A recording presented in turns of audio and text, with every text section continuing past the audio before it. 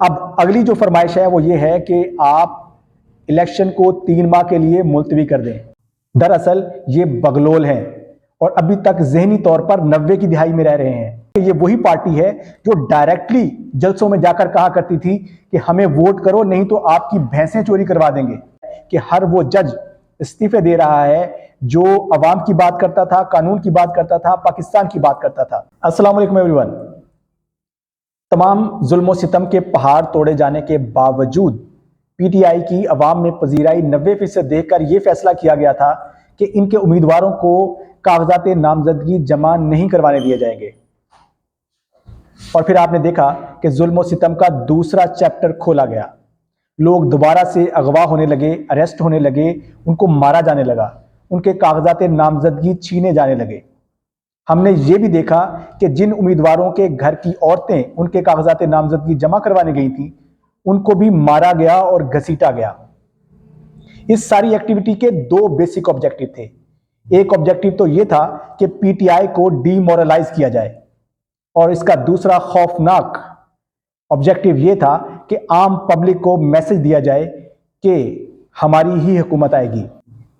दरअसल ये बगलोल हैं और अभी तक जहनी तौर पर 90 की दिहाई में रह रहे हैं। इनको लगता है कि हम आज भी किसी की गोद में बैठकर बदमाशी करेंगे और लोग उसको तस्लीम कर लेंगे। याद है कि ये वही पार्टी है जो डायरेक्टली जलसों में जाकर कहा करती थी कि हमें वोट करो नहीं तो आपकी भैंसें चोरी करवा देंगे।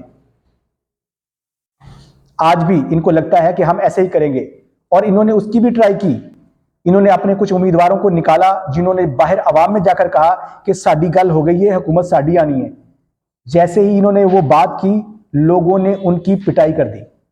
अब इनको ये तो पता था कि डायरेक्टली हम ये वाली धमकी नहीं दे सकते, लिहाजा उन्होंने ये इनडायरेक्ट अप्रोच इस्तेमाल की। लेकिन इस एक्टिविटी के बाद भी कुछ डिजिटल पोल्स आए हैं। पहले पीटीआई 87 से 90% नजर आ रही थी, अब वो 90 से 94% पर पहुंच गई है।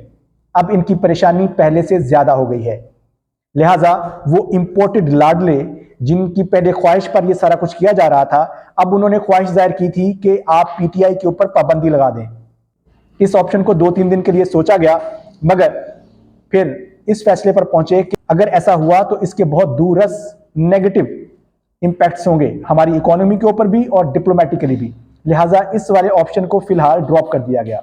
अब अगली जो फरमाइश है वो ये है कि आप इलेक्शन को 3 माह के लिए मुलतवी कर दें। याद रखिएगा कि ये जो अभी इलेक्शन हो रहे हैं 8 फरवरी को, ये नवंबर में होने थे। ये पहले ही 3-4 माह जो है इनको डिले करवाया गया था, सिर्फ इस वजह से कि माहौल बना लिया जाए, सिर्फ इस वजह से कि किसी तरीके से पीटीआई को तोड़ा जाएगा, उसको खत्म किया जाएगा और फिर इलेक्शन हो। अब ये फरमाइश दोबारा से जोर पकड़ रही है, दोबारा से जो है वो ऊपरी हलकों में ये बातें चल रही हैं कि शायद किसी ना किसी तरीके से इसको डिले करवाया जाए और उसके लिए कोई भी बहाना जो है वो किया जा सकता है।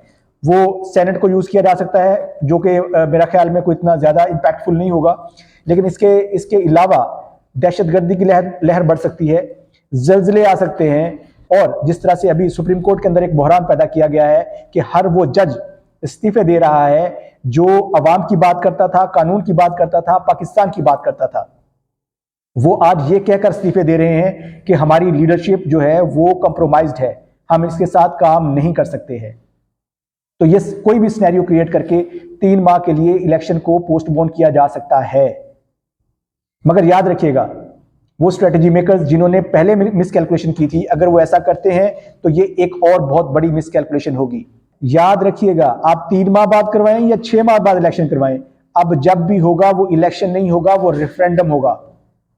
अवाम सिर्फ पीटीआई के साथ खड़ी होगी। और इन बगलोलों को हम ये बताना चाहते हैं कि जब आप 10 साल के लिए मुआहदा करके मुल्क से भाग गए थे तो उसके बाद एक जनरेशन बड़ी हुई है। उस जनरेशन ने इमरान खान का नाम लेकर उसकी स्टोरियां सुनी हैं, उसके किरदार को परखा है, उसको जाना है, और जिसने इमरान खान को जान लिया वो कभी भी आपके गंदे प्रोफाइल को एक्सेप्ट नहीं करेंगे। आपके प्रोफाइल के अंदर से इस जनरेशन को बदबू आती है और कोई भी इस बदबू को एक्सेप्ट नहीं करेगा। एटलीस्ट ये वाली जनरेशन तो बिल्कुल नहीं करेगी और आने वाली जनरेशन वो भी नहीं करेगी। फिर भी कोई नया ऑप्शन आएगा तो शायद उसको वो एक्सेप्ट कर लें।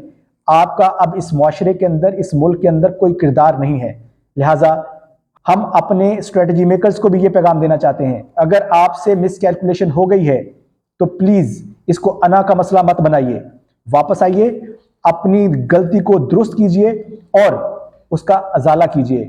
अवाम के साथ खड़े होइए, पाकिस्तान के साथ खड़े होइए। अस्सलाम वालेकुम।